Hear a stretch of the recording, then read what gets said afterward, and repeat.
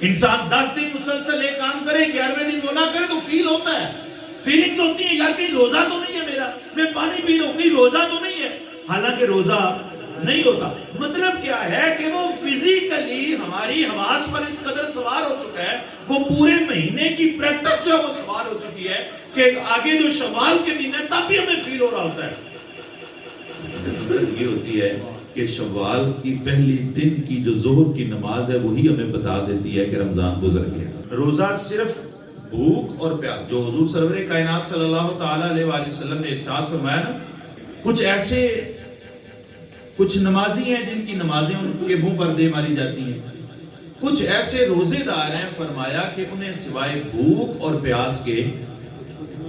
بولیں کچھ نہیں ملتا۔ کیوں نہیں ملتا؟ اس کی وجہ یہ ہے کہ ہم نے بھوک اور پیاس کو ہی اپنے اوپر سوار کیا۔ ہم جو یہ فکر کرتے ہیں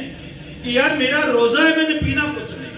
میرا روزہ ہے میں نے کھانا کچھ نہیں، میرا روزہ ہے میں نے وقت پر نماز پڑھنی ہے، میرا روزہ ہے میں نے کسی کے سامنے جھوٹ نہیں بولنا، میرا روزہ ہے میں نے کسی کے ساتھ لڑائی نہیں کرنی، باخدا روزے سے قریب ہمارا رب ہم سے۔ تو یہ کیفیت جو ہے روزہ ہماری اتنی فکر بڑھا دیتا ہے، لیکن روزہ جتنا میرے قریب ہے میرا رب تو اس سے بھی میرے زیادہ قریب ہے، لیکن اس کی کبھی ہم نے فکر نہیں کی۔ اس کی فکر ہو تو پھر وہ کسی نے پوچھا نا کسی سے کہ یہ لیلۃ القدر کیا ہے،